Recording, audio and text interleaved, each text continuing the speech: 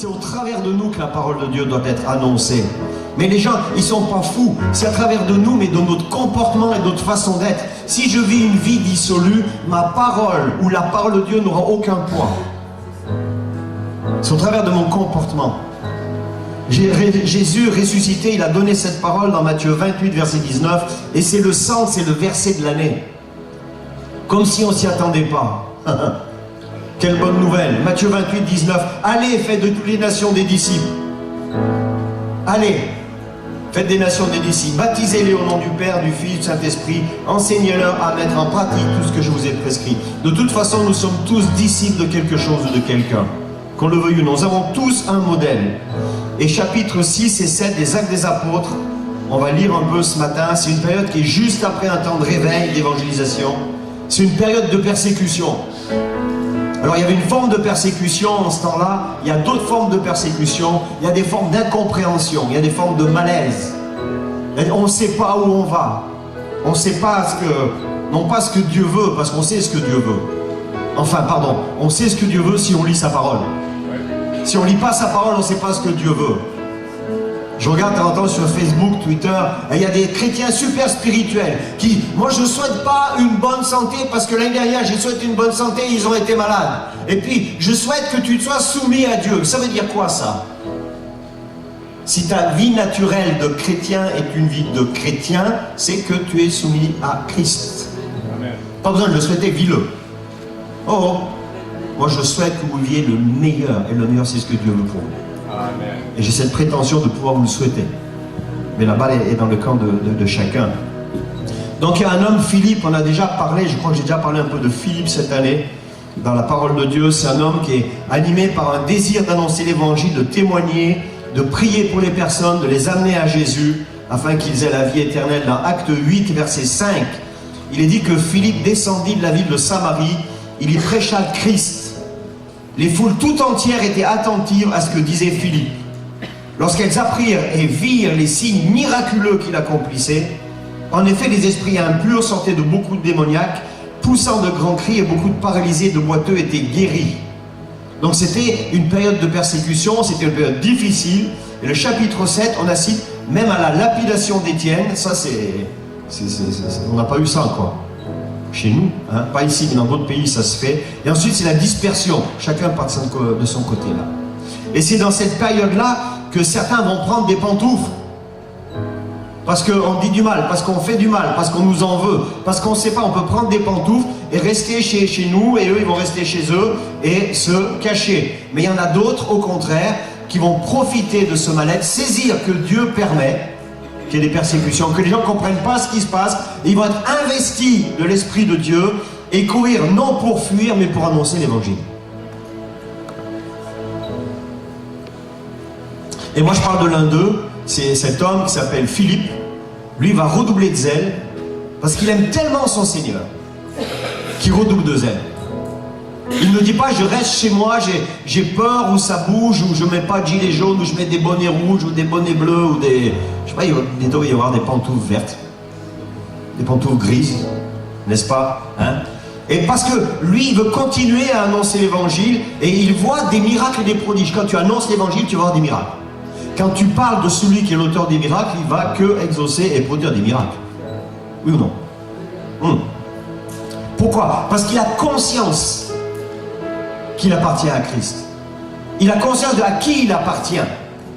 Parce que Dieu, il sait que Dieu l'a prédestiné à porter du fruit, n'est-ce pas? C'est-à-dire que tu es destiné à porter du fruit.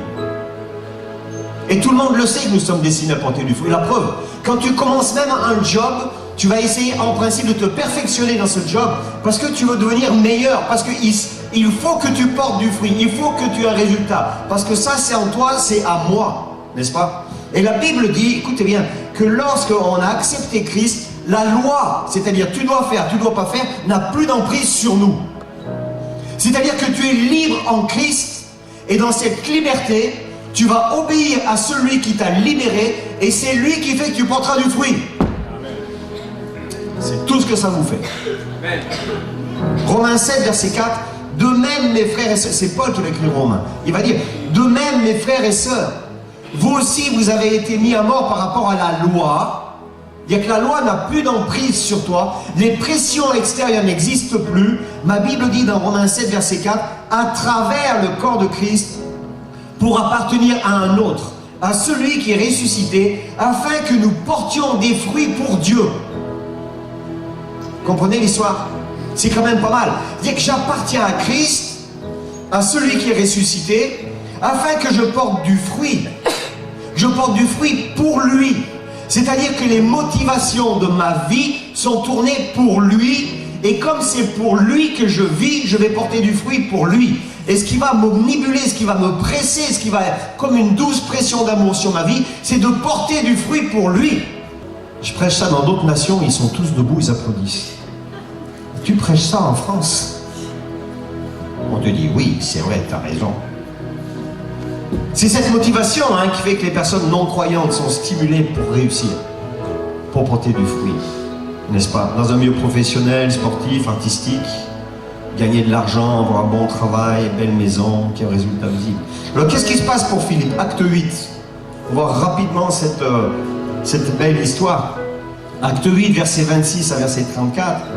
Il y a un ange du Seigneur qui s'adresse à Philippe en disant, lève-toi et va en direction du sud, sur le chemin qui descend de Jérusalem à Gaza, celui qui est désert. Il se leva et partit. Or un eunuque éthiopien, haut fonctionnaire de Candace, la reine d'Éthiopie, et administrateur de tous ses trésors, était venu à Jérusalem pour adorer. Il repartait, assis sur son char, il lisait le prophète Ésaïe. L'Esprit dit à Philippe, avance, approche-toi de ce char. Philippe accourut et entendit l'Éthiopien lire le prophète Ésaïe. Il lui dit, comprends-tu ce que tu lis? L'homme répondit, comment le pourrais-je si personne ne me l'explique? Il invita Philippe à monter, à s'asseoir avec lui. Le passage de l'écriture qu'il lisait était celui-ci. Il a été conduit comme une brebis à l'abattoir. Et pareil à un agneau muet devant celui qui le tond. Et il n'ouvre pas la bouche. Dans son humiliation, la justice lui a été refusée. Sa génération, qui en parlera? En effet, sa vie a été supprimée de la terre. Verset 34, l'eunuque dit à Philippe, je t'en prie. Vous vous rendez compte? Je t'en prie.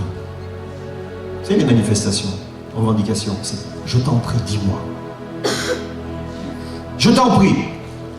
À propos de qui le prophète dit-il cela? Est-ce à propos de lui-même ou de quelqu'un d'autre? Alors, verset 35, Philippe prit la parole et partant de ce texte de l'écriture, lui annonça la bonne nouvelle de Jésus. Verset 40, Philippe se retrouva dans Azote, puis il alla jusqu'à Césarée, en évangélisant toutes les villes par lesquelles il passait.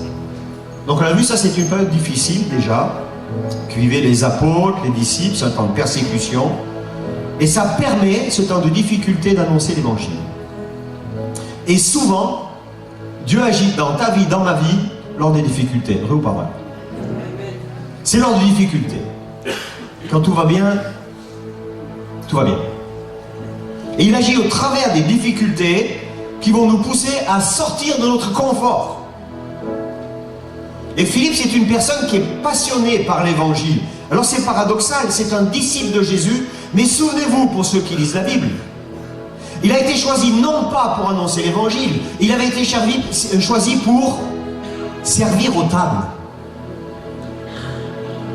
Il avait été choisi par les disciples pour servir aux tables, figurez-vous. Et Dieu va se servir de ce gars qui est là pour faire le service aux tables, pour qu'il y ait un réveil chez les non-juifs. Mais moi je suis pas pasteur, mais moi j'ai pas fait 5 ans d'études théologiques, mais moi je suis pas. Hé, tu sais mettre la table? Demande à ton voisin s'il sait mettre la table. Si tu sais mettre la table, tu sais parler de Jésus. Tout simplement. C'est une personne qui est passionnée.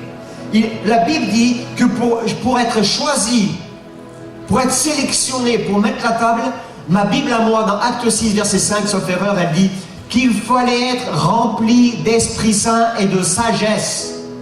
Il ne fallait pas avoir suivi des cours pour savoir la fourchette et le couteau à droite, le verre grand pour le vin, le verre petit pour l'eau, le verre pour l'eau pétillante. C'était même pas marqué ça. Ils n'avaient pas un diplôme de maître d'hôtel. Il fallait être rempli d'Esprit Saint et de sagesse pour pouvoir mettre la table. Oh! Aïe, aïe, aïe, aïe, aïe. Si maintenant dans les églises on dit, tu sais, il faut que tu sois rempli du Saint-Esprit pour mettre la table. Mais qui il est celui-là? Et il est peut-être juste un peu biblique, c'est tout. Ça serait choquant, n'est-ce pas? Hein? Et au lieu de se plaindre dans cette période de persécution où plusieurs sont mis à mort, cet homme Philippe qui est choisi pour servir aux tables, qu'est-ce que Dieu va lui demander de faire? C'est d'aller voir à un certain endroit. Et je ne pense pas qu'il ait demandé l'autorisation à son pasteur. Waouh! Et verset 26, je l'ai lu. C'est un ange qui va apparaître, qui va dire: lève-toi et va. Lève-toi. Pourtant, moi, je suis bien à la maison. Attends, Seigneur, c'est toi qui m'as donné la maison. Attends, il fait froid dehors. Si je me lève, c'est pour aller mettre la vaisselle au lave-vaisselle. Hein? Après, il y a le match de rugby. Lève-toi et va. Et pourquoi? Parce que comme il y a déjà ce désir qui vit dans le cœur de Philippe, lorsque l'ange du Seigneur dit à Philippe: lève-toi et va, il n'a pas dit: je vais prier pour savoir si c'est vraiment Dieu. Sous-entendu, il fait froid dehors, on n'y va pas. Des fois, on prie pour savoir si, parce que il fait froid dehors. Seigneur, tu m'as donné mon travail. C'est toi qui m'as donné mon confort. C'est toi qui m'as donné tout ce que j'ai. Oh Dieu, regarde, comme tu es bon. Lève-toi et va. Oh, d'abord, je te rends grâce pour tout ce que tu m'as donné. Si tu avais un autre col roulé, parce qu'il fait un peu frais. Le cœur de Philippe, on peut dire qu'il est à 100% pour l'évangile. Philippe, on peut dire, il a une révélation du Seigneur. Il a une conscience de l'amour de Dieu pour lui. Il sait ce que Christ a fait pour lui. Il a cette révélation de Dieu. Il fait froid, il fait chaud, s'en fout. Lève-toi, je me lève. Philippe, il a compris que les personnes sont perdues si elles n'entendent pas l'évangile. Philippe, c'est quelqu'un qui devait pleurer pour les âmes.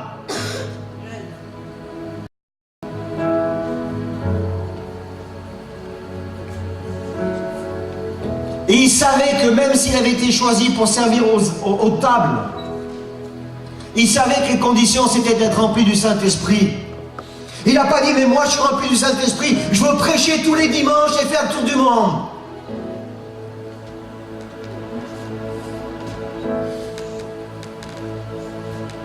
Rempli de Saint-Esprit et de sagesse, acte 6, verset 3 à 5. Philippe, c'est un homme qui aimait les miracles, qui aimait les guérisons. Mais il fallait qu'il se bouge, il fallait qu'il sorte pour les voir. Et il fallait qu'il sorte pour que Dieu se serve de lui. Oh, tu peux toujours prier pour ton lave-vaisselle qui ne marche pas. Et puis témoigner dimanche, j'ai prié, mon lave-vaisselle ne marchait pas, il marche. Oh, super réveil pour ton lave-vaisselle. Ton lave-vaisselle est sauvé, il a accepté Jésus, il va aussi ciel. Tu as économisé 3 pastilles.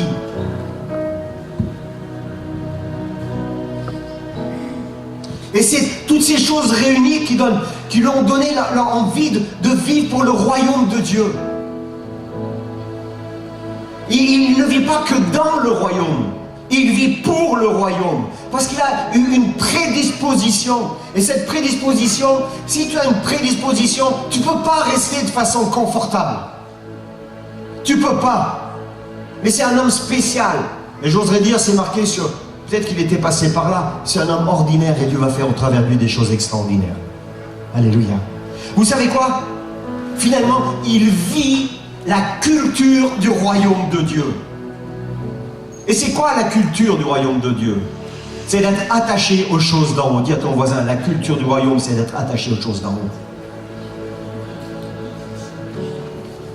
Dans ma Bible à moi, dans Colossiens 3, versets 1 à 2, 1 et 2, il est dit: si vous êtes ressuscités avec Christ, recherchez les choses d'en haut, où Christ est assis à la droite de Dieu.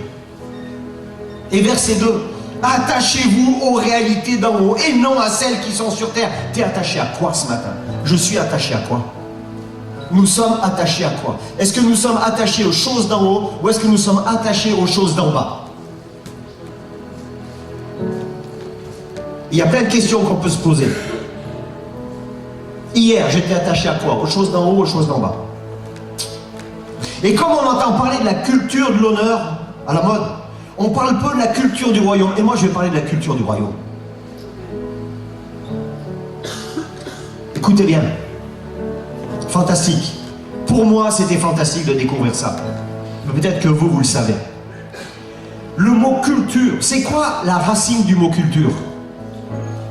C'est le mot culte. C'est quoi un culte? J'ai regardé. Le culte, c'est un ensemble de pratiques rendues à une divinité. C'est-à-dire, on rend un culte à qui on adore. On rend un culte de ce qu'on adore. Et la culture, selon mon petit dictionnaire, c'est la somme des activités qui permet à l'homme de développer, d'épanouir certaines composantes de sa personnalité par rapport au culte rendu. C'est-à-dire, je m'épanouis, j'ai de la réussite là où j'aurai un culte. Et quand j'ai vu ça, ça m'a fait peur. Qui plus est, sur notre ami Wikipédia, ils ont eu le toupet d'ajouter: en Angleterre, la culture de l'esprit et le moral sont presque toujours réunis. Ça veut dire que chez nous, il y a la culture humaine, des choses matérielles et peut-être un culte pour certaines divinités. Vous imaginez la réputation de notre nation? Mais en Angleterre, les deux sont liés. Wouh! Ouais. La culture, je redis, la somme des activités qui permet à l'homme de développer, d'épanouir certaines composantes de sa personnalité par rapport au culte rendu. Et le culte, je le rends à qui j'adore. On comprend la culture du royaume de Dieu. C'est-à-dire que la culture dans laquelle je vis prend sa source là où je rends un culte, mes amis. On peut commencer à mettre les ceintures, on va décoller. Attache. Je vais prendre des exemples concrets, qui sont que des exemples concrets. Je peux vivre dans la culture du bien-être. Je peux vivre dans la culture de la famille réussie, du confort de la famille.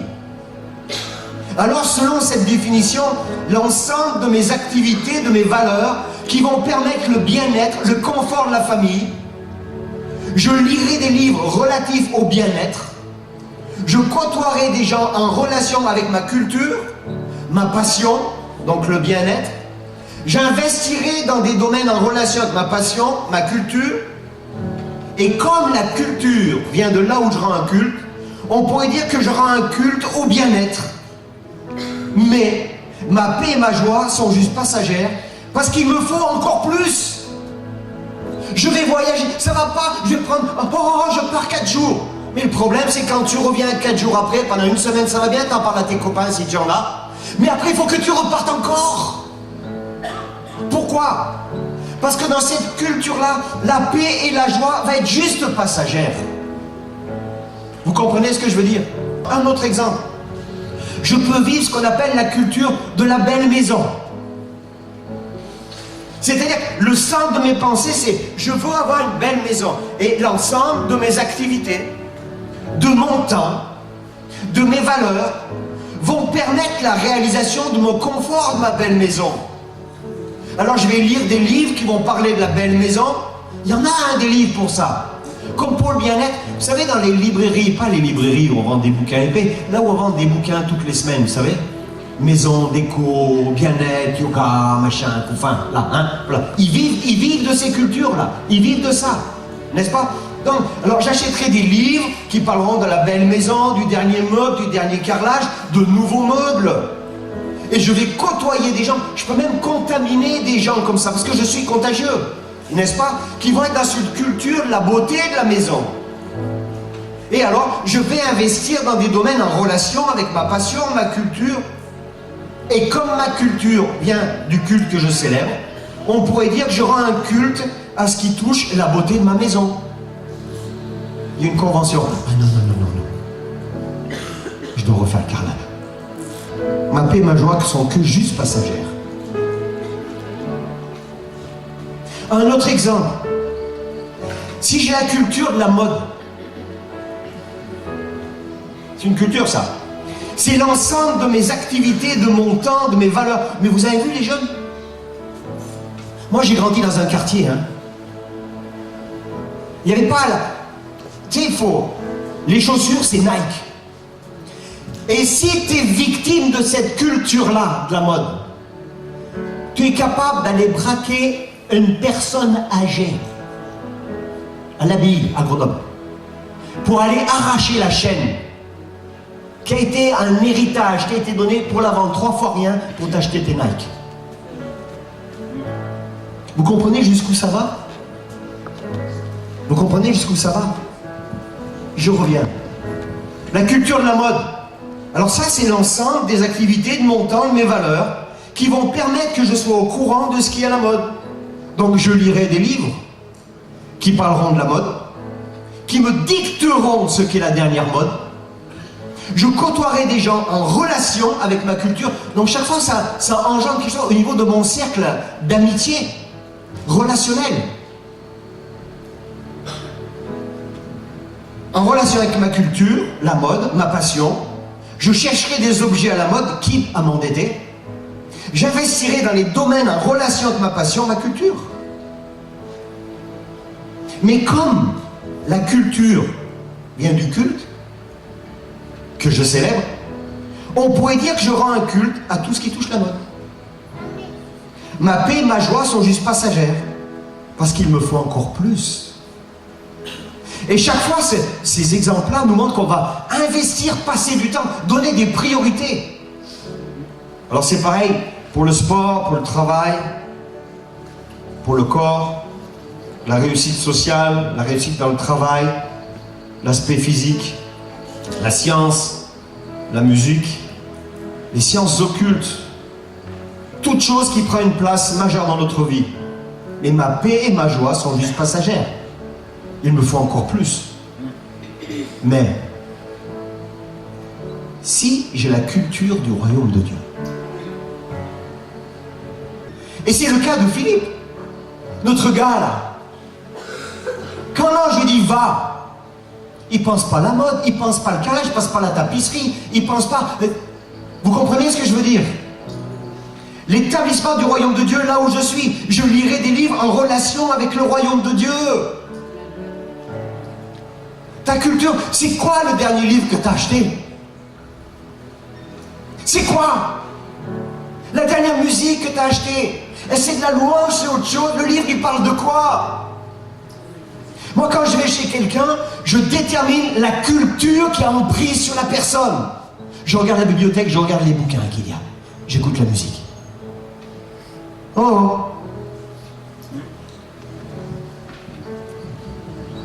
Si j'ai la culture du royaume de Dieu, c'est l'ensemble de mes activités, l'ensemble de mon temps, de mes valeurs qui vont permettre l'établissement du royaume de Dieu, là où je suis.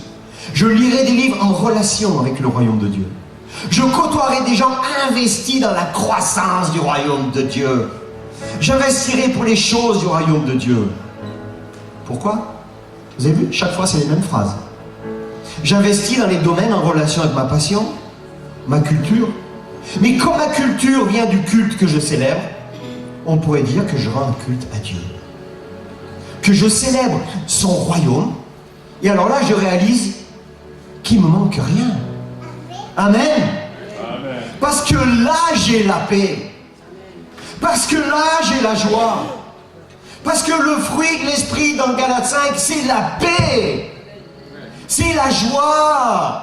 C'est la bonté. C'est la patience. C'est la bénignité. C'est la tempérance. Alléluia. Oh, ya, ya, ya, ya, ya, ya. J'aurai même de l'amour pour les autres. Parce que je réalise que le sacrifice de Jésus est pour moi et combien il m'aime. Je réalise que je suis le temple du Saint-Esprit. C'est pour ça qu'il est dit que j'ai tout en lui.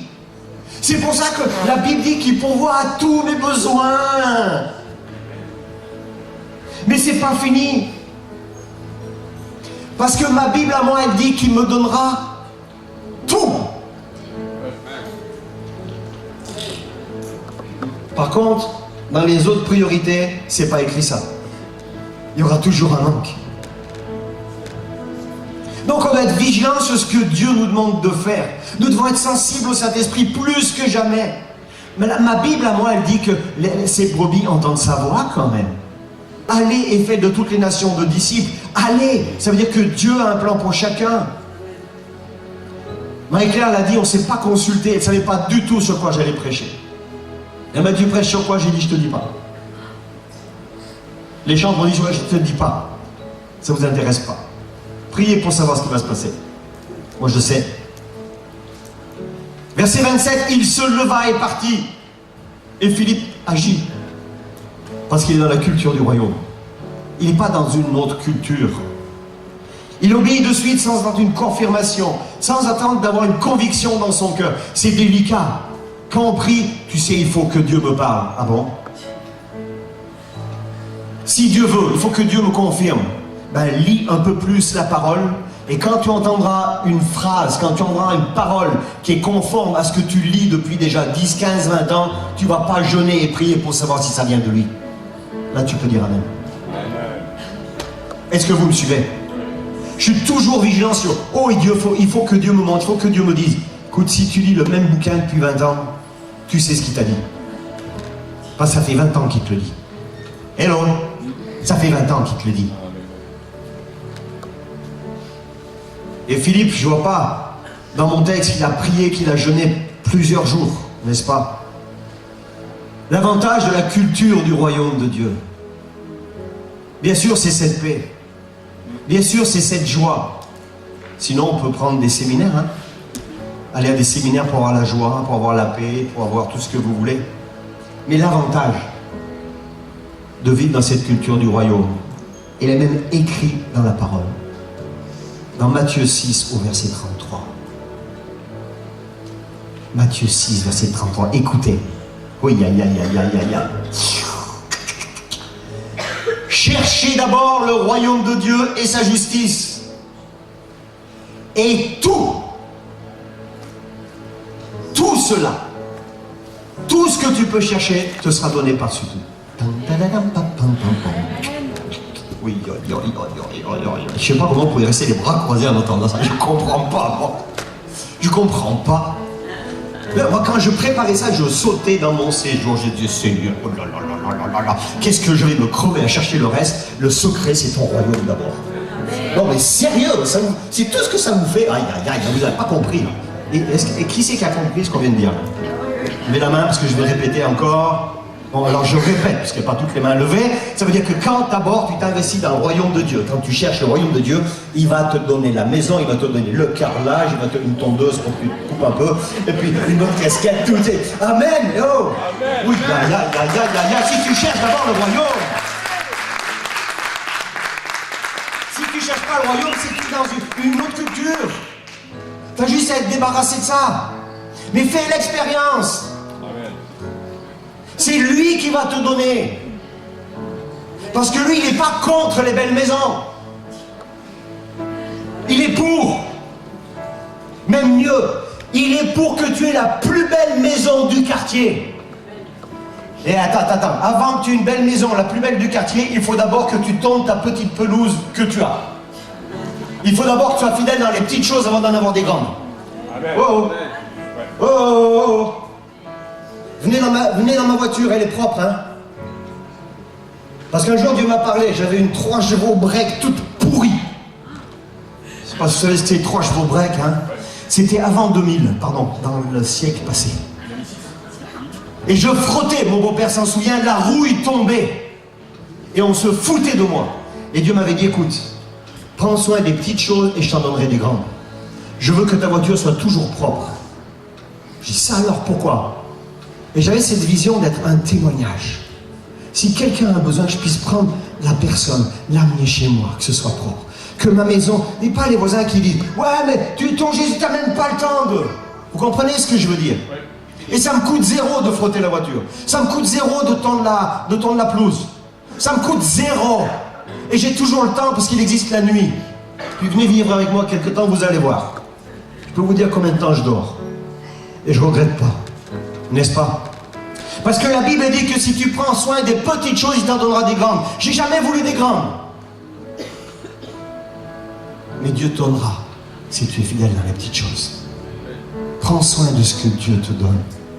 Cherche d'abord le royaume de Dieu et sa justice. Il te donnera tout par-dessus tout. Aïe, aïe, aïe, aïe, aïe. C'est pas une bonne nouvelle pour l'année 2019.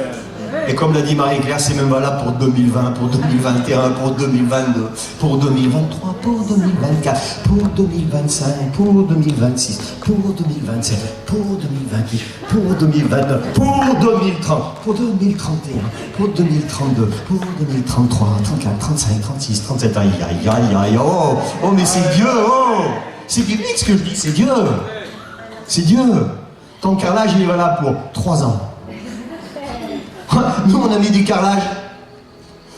Alors, on a mis un carrelage gris. Pourquoi gris? Parce que fallait pas que les taches se voient trop. On l'a choisi à plusieurs. Hein. À peine il est posé, c'est plus à la mode. À peine tu le poses, c'est plus à la mode. Et heureusement qu'on n'est pas dans ces trucs-là. Mais on est content. Si vu le comité, on est au moins. Si on le tâche, ça se verra pas tout de suite. Amen, amen. Amen. Je continue. Cherchez d'abord le royaume de Dieu. Ça me plaît, ce verset-là.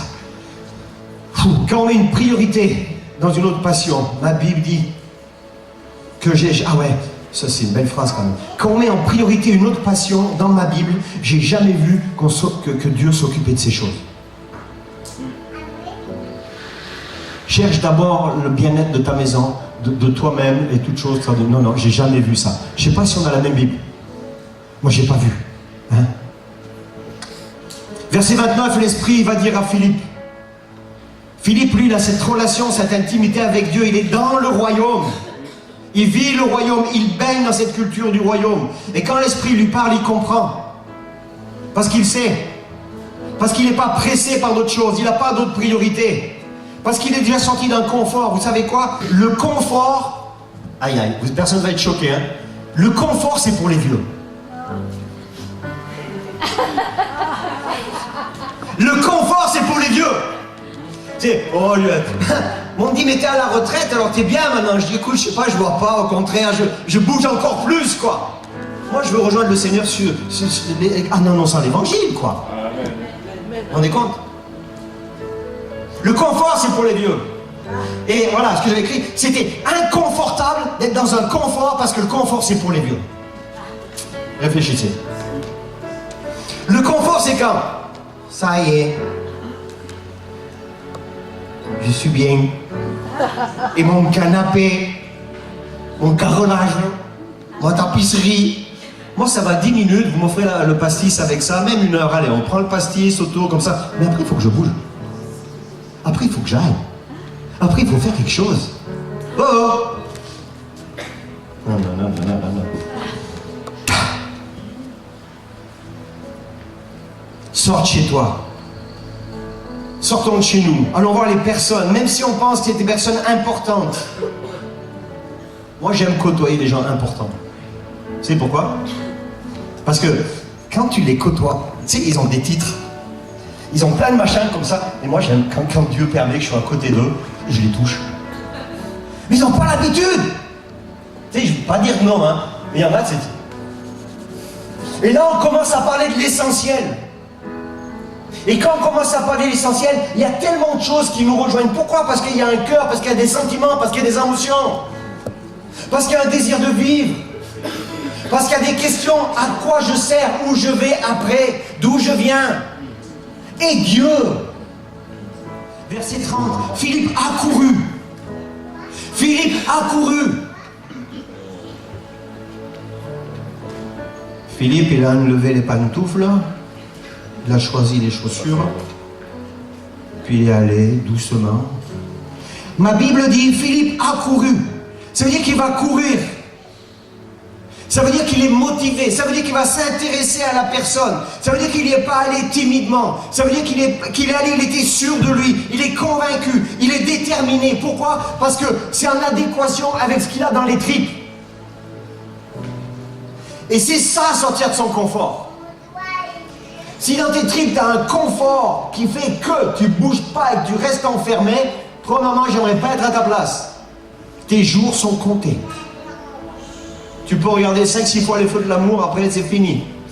Parce que même le médecin, il faut que tu marches tous les jours. Même le docteur, il le sait. il le dit. Lui, il court, il marche pas, il est convaincu, il est déterminé. Ça correspond à ce qu'il a dans son cœur. Et ça lui va bien. Pourquoi? Parce que ça rentre dans sa passion qui est le royaume de Dieu. Ça résonne dans son cœur, alléluia. Ça le fait vibrer. C'est pourquoi moi j'aime les cultes. Parce que quand j'arrive, je dis, j'espère qu'il y a une ou deux personnes que j'ai pas vues. Je pourrais aller la voir, je pourrais lui parler de mon Jésus. Aïe, aïe, aïe, aïe.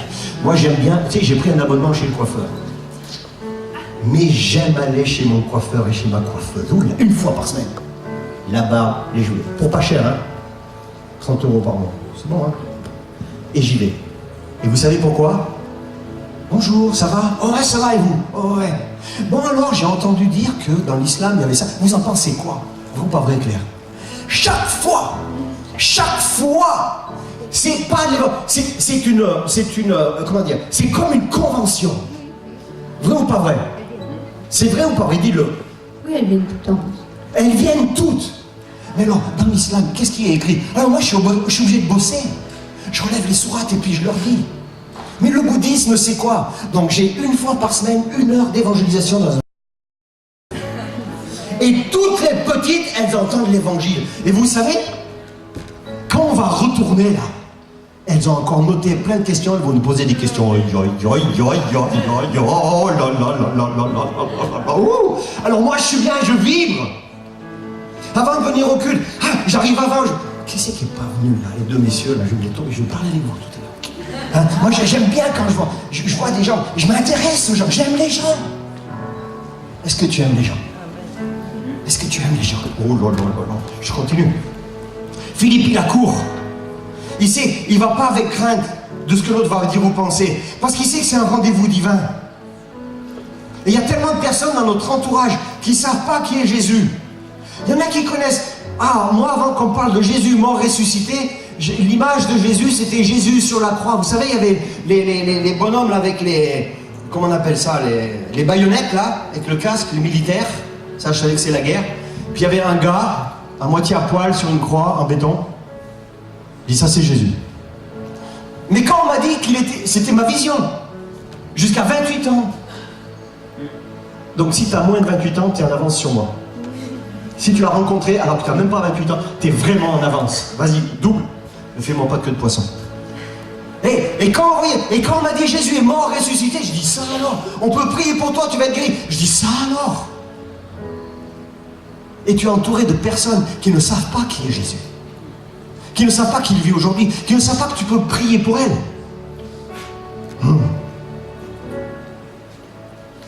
La zone de confort. C'est là où tu es tellement bien que tu somnoles. Si tu as pris 1 kilo ce mois-ci, c'est que tu somnoles. Et tout nous pousse à créer nos propres zones de confort. Alors, je regardais, quand même un peu, les émissions de télévision. Elles nous poussent à créer des zones de confort, à avoir certaines cultures. Ils ont créé des émissions fantastiques que beaucoup regardent, voilà. Il y en a une, je ne sais pas comment ça s'appelle, peut-être vous saurez mieux que moi, mais ça parle de comment rénover sa maison. Vous connaissez ces émissions-là? T'as Danido, c'est ça? Oui. Elle vient, elle repeint, c'est ça? Elle repeint, elle refait de la tapisserie, des machins comme ça. Mais vous savez quoi? Les magasins de bricolage, ils n'ont jamais aussi bien fonctionné. Ça donnait une culture des belles maisons.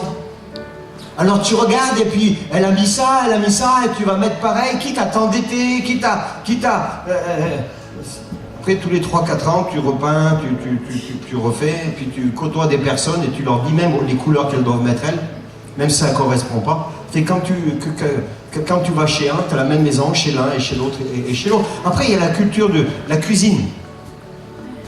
Ça, j'aime de temps en temps regarder, c'est le repas parfait, presque parfait, je sais pas quoi là. Mais ça n'a jamais autant fonctionné, hein.